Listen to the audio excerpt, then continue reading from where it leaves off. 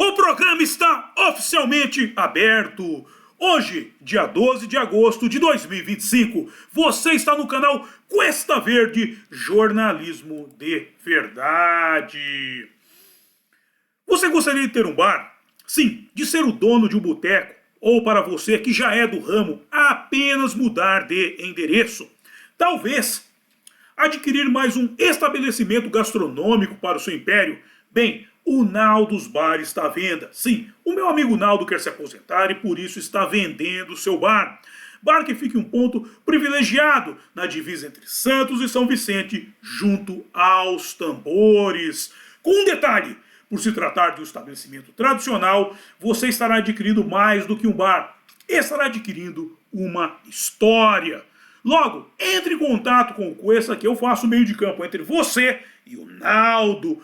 Ou vá diretamente lá, sendo que o contato do Cuesta e o endereço do Naldos Bar estão na descrição. É isso aí, gente. Vamos aproveitar este frio. Amanhã é o dia da feijoada. Provavelmente eu estarei lá amanhã. Passa lá que é capaz de você me encontrar, ok? Dito isto, livro de oração em mãos. Quem não tiver mãos em posição de prece, muito respeito, que respeito é bom e a divindade gosta. Página 70, oração ao Senhor. Ó Senhor, é o cantare, fonte de todas as luzes, de todas as forças, de todas as sabedorias, de todos os amores. Dai-nos a luz, dai-nos a força, dai-nos a sabedoria, dai-nos o amor. Ó Senhor nosso Pai, protegei a terra, planeta do amor. Protegei-nos de todos os males. Dai-nos o futuro. Ó Senhor, muito obrigado por nos dar a luz. Agradecemos de coração. Eu peço a Nosso Senhor Alcantara que não permita que justiça alguma ocorra durante esse programa. Muito obrigado.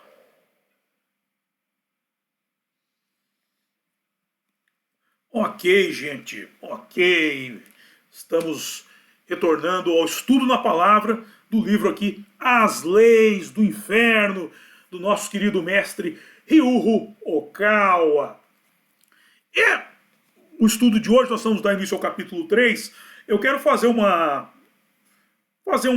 análise antes da situação social brasileira, antes de entrar no capítulo 3, porque, embora esteja falando do Japão, muito do que ocorre no Japão ocorre aqui no Brasil. O Ocidente e o Oriente têm pontos em comuns. Em geral, são os pontos ruins. E aqui no Brasil nós temos um grave problema que chama-se a questão política. A questão política é a seguinte: o brasileiro que leva muito o hino nacional a sério e acha que está deitado eternamente em berço esplêndido. Na verdade, isso inclusive até o Max Cardoso falou ontem na conversa Timeline, o brasileiro, o berço em que o brasileiro se deita, foi preparado por outras pessoas. Foi preparado por outras pessoas. Isso é aquilo que se fala muito, na Rap Science fala-se muito do materialismo. E quando se fala de materialismo, isso é mal entendido. Materialismo não é esse apego à matéria, é não entender que o homem foi dotado de certas faculdades, como a inteligência, a linguagem, a música. Quer dizer, o homem foi dotado de uma série de capacidades para manipular a matéria e não ser manipulado por ela. E aí entra a questão do berço esplêndido, que nem o Max Cardoso levantou uma questão que fala: o cidadão nasce, o mundo já foi pronto para ele, foi preparado para ele. Você vê, o cara acorda de manhã, vai tomar um café. O grão do café, essa dieta matinal de café e pão, já foi escolhida para ele. Ele vai preparar o café dele, pega o pão que ele comprou na padaria, tal. Ele liga o rádio que alguém criou, vai ouvir um programa de rádio com alguém falando em português, uma língua que foi criada por outras pessoas e foi escolhida para que ele falasse. Ou seja, a contribuição que o cidadão tem para o mundo é praticamente zero. E o cidadão se acomoda a isso. O cidadão se acomoda a isso. Ele não se mira nem no exemplo do pessoal do Vale do Silício que criou a tecnologia moderna. E o cara pega uma merda no celular e fica se achando o pica das galáxias. Ah, nós somos o povo mais avançado do mundo. Ou que nós construímos. Os do passado não tinham isso. Eles eram atrasados, eles montaram o mundo. Eles criaram as bases para que você estivesse aí sentado com esse celular na mão. Imagina se você tivesse saído do zero, descobrir um grão para torrar, para fazer o café para beber.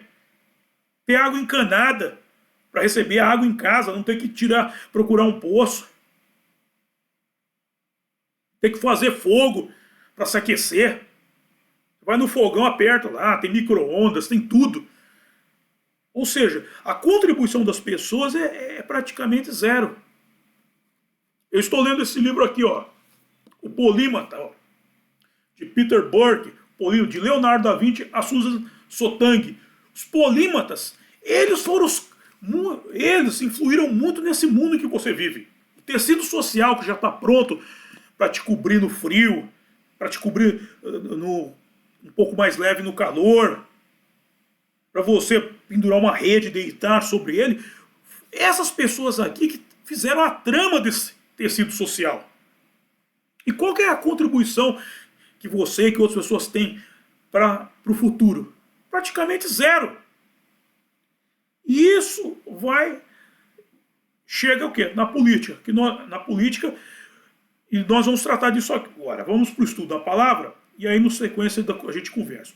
Agora vamos ao capítulo 3. Como a verdade espiritual tem sido historicamente negada pelos poderes estabelecidos. Quais são os poderes estabelecidos? Me pergunta Miriam Big Pig. Os poderes estabelecidos são o legislativo, o executivo e o judiciário. Poderes estabelecidos. Ok, gente? Nós estamos falando, isso é o que é oficialmente estabelecido pela Constituição. Eu não estou tratando dos poderes auxiliares, ou os que mandam nele, que não são tão auxiliares, mas que são aquela coisa da eminência parda, que estão por trás deles. Vamos lá. Sendo que o judiciário tem a função de mediar a estabilidade social por meio da aplicação das leis dos homens, não de Deus. Depois o executivo, representado pelo presidente, governadores e prefeitos. Ele tem a função de aplicar as leis dos homens por meio de políticas públicas. É aquela coisa. Quando se contamina a nascente do rio, se destrói o resto. Muitas vezes, quando capacitados, esses agentes do Poder Executivo passam mais tempo desenvolvendo estratégias administrativas que corrigem essas leis do que cuidando do Estado. Por fim, o Legislativo, defendido por deputados, senadores e vereadores. Ele tem a função de criar as leis. E é aqui que se vê que, no fim, a democracia é uma falácia. Porque esse pessoal é eleito pelo voto popular, ou seja, ele representa o pensamento de uma população. E, no Brasil, a população é preparada para não pensar. Quando eu falo essas coisas, o pessoal fica muito bravo comigo. Pô, Matheus, você está dizendo não? É uma parcela mínima da população que está capacitada a pensar. Pensar o que é? Formular uma ideia com início, meio e fim. Para formular uma ideia, você precisa ter matéria-prima para isso. Vamos lá, então.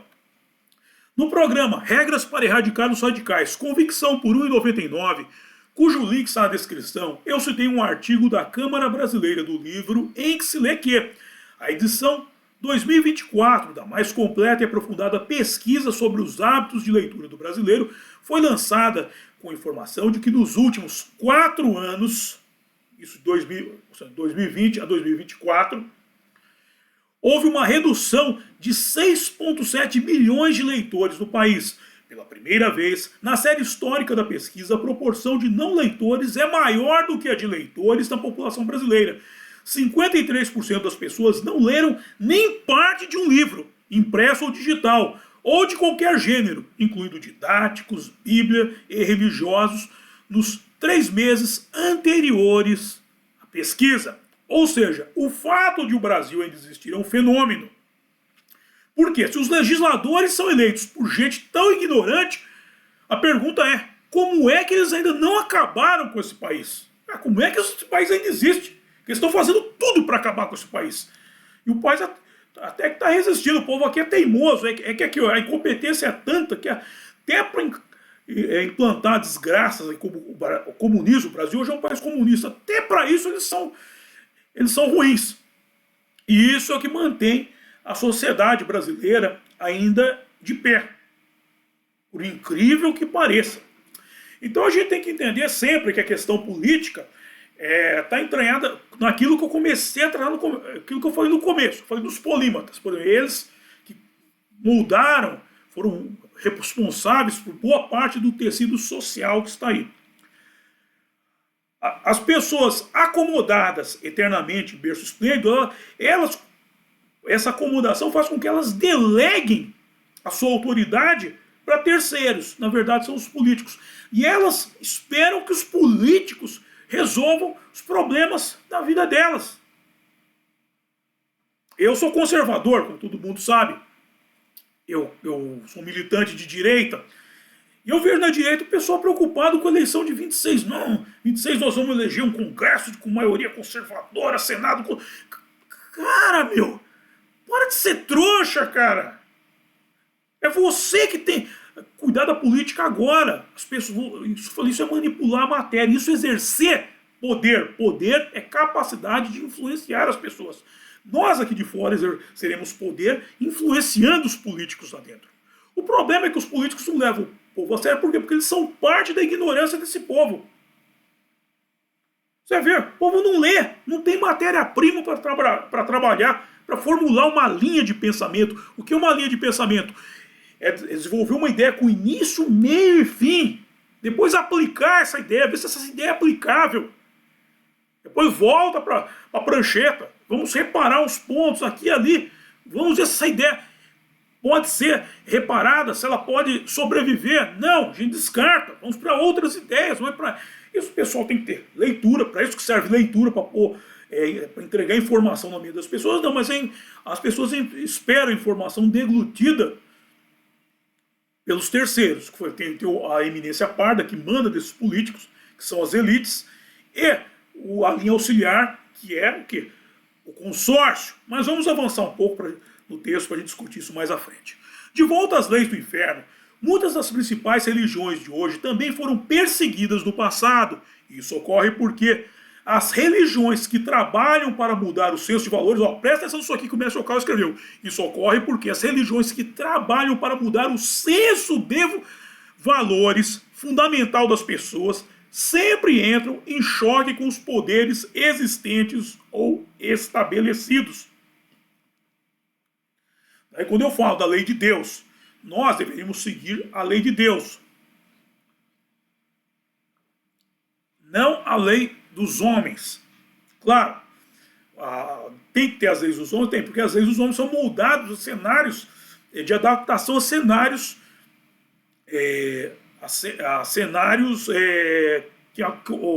ao imponderável, digamos, aquilo que ocorre, um acidente geográfico, uma mudança cultural, uma mudança de linguagem. Então teria que ter digamos, leis intermediárias para adequar a vida que nós seguimos às leis de Deus. E não o contrário, nós não temos que adequar as leis de Deus ao homem. E o homem, sim, respeitar as leis de Deus. Mas vamos um pouco mais para frente.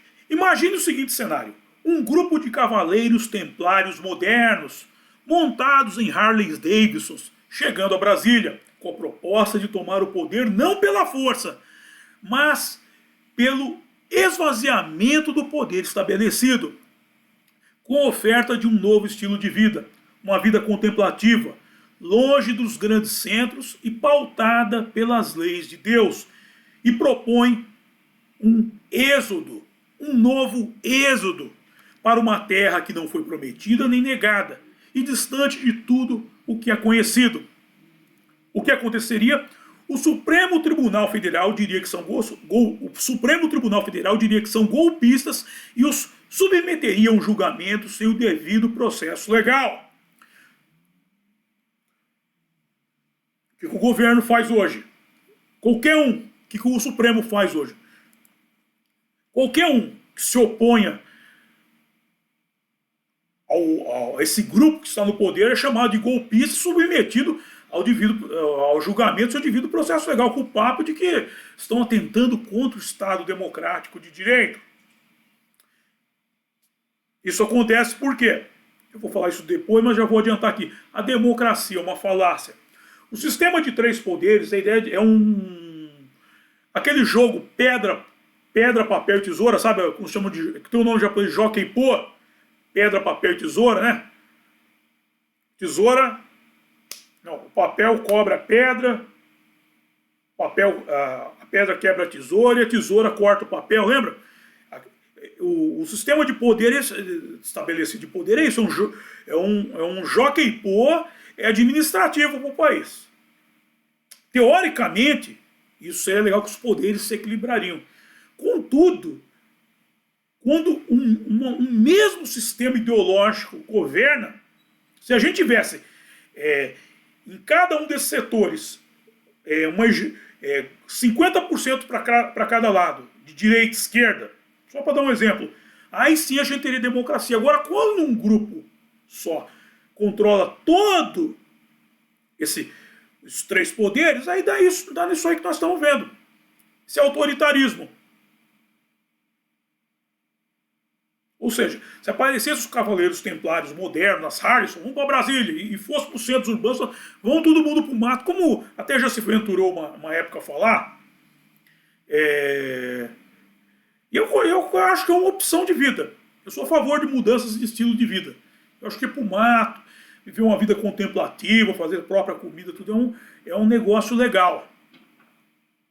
É um negócio, não precisa se desligar da sociedade como uns falam. Não, pode estar ligado às sociedades, às cidades, sim, mas com uma certa distância, ou seja, manter pelo menos um pouco de independência, porque a independência total não vai ter, então pelo menos um pouco. Porque se o cara for lá para o meio do mato, os caras vão passar com um helicóptero, um drone, um satélite aí vão ver uma fumacinha saindo lá, aí vão fotografar que tem uma cabana, vão mandar alguém lá e cobrar imposto do cidadão. Fique tranquila. Não dá para sair 100%. Vamos sair do sistema. Antigamente falava, tinha uma aí que falava, não, tem que sair do sistema, e ela mesma não saiu. Porque não dá, você nunca vai sair do sistema. Vamos lá.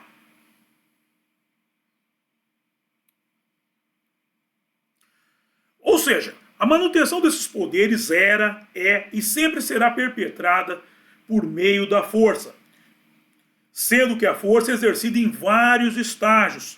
Hoje, antes de chegar ao Supremo Tribunal, ela passa pelo consórcio, por meio do que se chama de desinformação.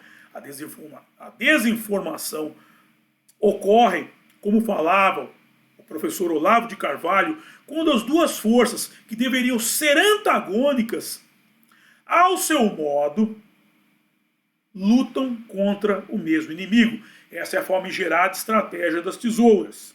Lembra, a tesoura tem duas pontas. A tesoura é um negócio grande, são duas facas. Eu acho que a tesoura é uma ideia muito genial. O cara juntou duas facas, assim, ó. As duas lâminas cortando para o mesmo lado. As duas, uma que eles chamam de direita e outra que é de esquerda. Ou seja, as duas são à esquerda. Mas eles disfarçam uma de direita para dizer e estão cortando para o mesmo lado.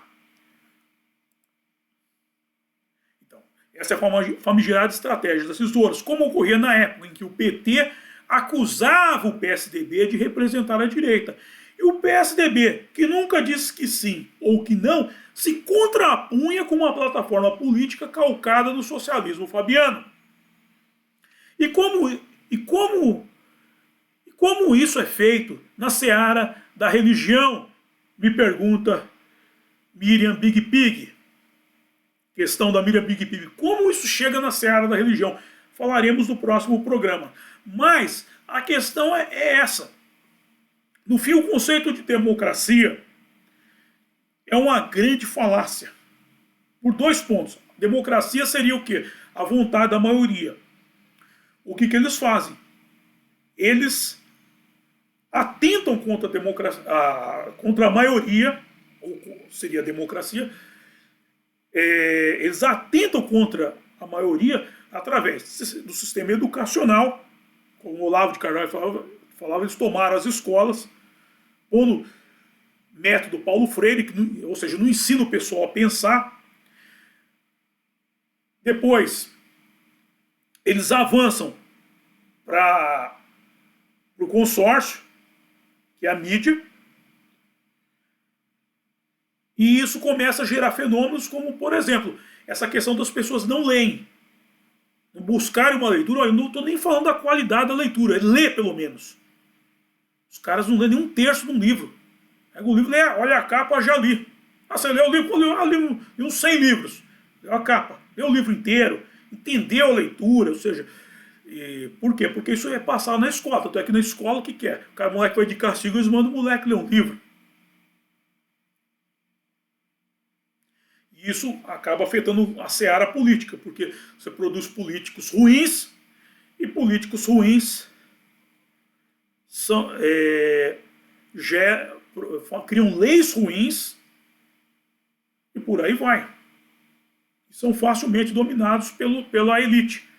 Porque a elite os garante do poder, eles têm um salário bom, uma série de regalias, como o pessoal gosta de falar, as regalias, as tetas gordas do Estado para amamentá-los dioturnamente. E o que acontece? O país está nesse caos aí. De quem que é a culpa? No fim é do povo. O povo se acostumou a deitar eternamente em berço esplêndido. E por aqui eu encerro o programa de hoje.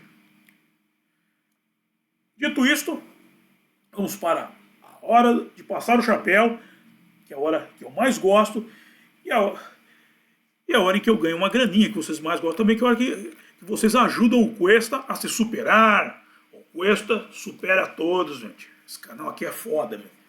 Esse canal aqui é foda, meu. Tem que falar mesmo. O que seria do Brasil sem o Cuesta? Bem, vamos para a arrecadação de fundos, que temos por via direta e via indireta. Por via indireta, os meus livros aqui, A Máquina da Verdade, ó, esse livro Menino Veste Azul e Menina Veste Rosa, pode dar para molecada que aqui não tem a mão do consórcio. E aqui, ó, você começa a derrubar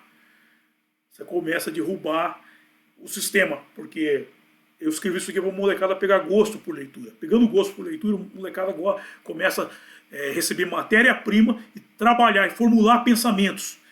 Gente que pensa é perigosa. Gente que pensa perigosa. Porque você começa a ter ideias próprias, não as ideias do consórcio. Por isso que eles são loucos para regular as mídias sociais. Okay? Aí tem o meu livro aqui, A Máquina da Verdade, desse livro Menino Veste Azul e Menina Veste Rosa. E por falar em livro, setembro eu vou estar lançando meu novo livro. Eu vou anunciar para vocês. Nós vamos fazer uma noite de autógrafo. Não vai ser noite de autógrafo, cara. Não sei, uma confraternização lá no Naldo, lá em Santos. Eu vou avisar para vocês. Eu vou pôr no X, eu vou avisar no WhatsApp, à noite, horário, tudo. Vocês passam lá para tomar uma cerveja com a gente. Compra o livro, se quiser, leva lá para eu autografar. E a gente bate um papo lá no Naldo, ok, gente? Na sequência tem o curso Fundamentos do Exorcismo. E aí vamos para a arrecadação de fundos por via direta, ao apoio-se do meu blog, Mochileiro Místico. O Pix, para você já fazer sua contribuição. Gente, força no Pix aí, que o Quest está precisando. E o PayPal para os nossos seguidores, os acólitos aí do estrangeiro.